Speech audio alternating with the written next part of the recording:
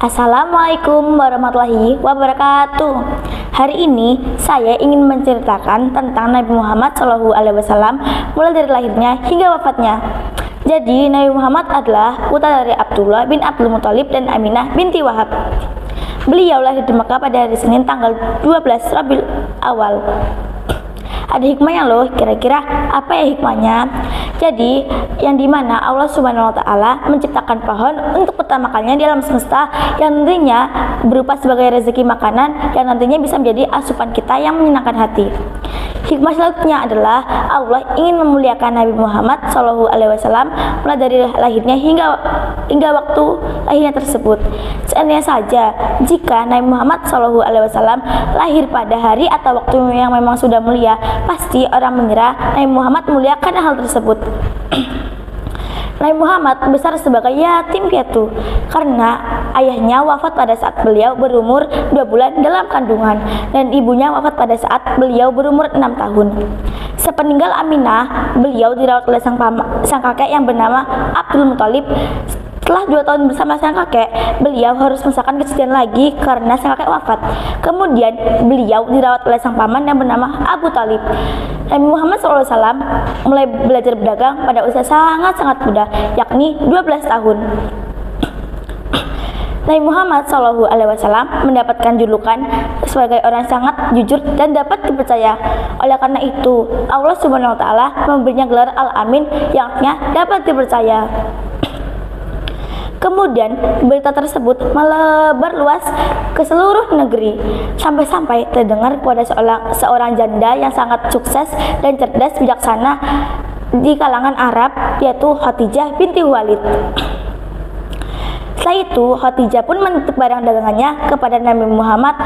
Setelah itu Nabi Muhammad pun pergi berdagang dan setelah pulang beliau sangat-sangat senang karena untung banyak dan barang dagangannya habis.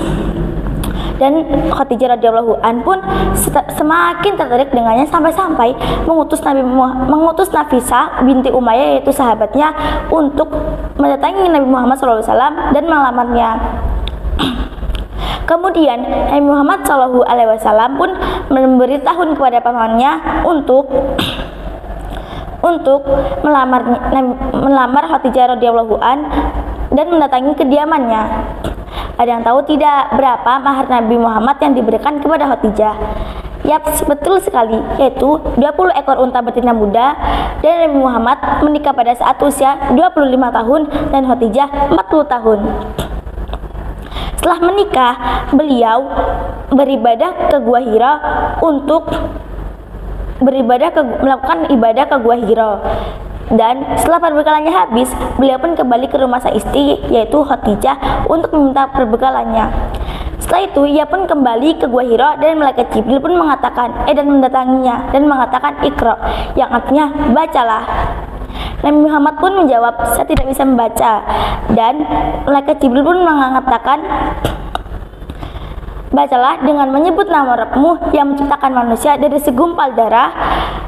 Bacalah, dan Rabbmu lah yang paling pemula. Dia mengajarkan manusia dari pelantaran gelap. Dia mengajarkan manusia apa yang tidak diketahuinya. Quran Suratul Alaq ayat 1 hingga 5. Sebelum Nabi Muhammad wafat, beliau sempat sakit-sakitan selama beberapa hari. Setelah itu beliau meminta izin kepada istrinya untuk berpindah ruangan di sebelah masjid agar ia bisa melakukan nasihatnya kepada para pengikutnya. Setelah itu Nabi Muhammad pun wafat di pangkuan sang istri, yaitu Aisyah. Dan begitu saja ceritanya. Assalamualaikum warahmatullahi wabarakatuh.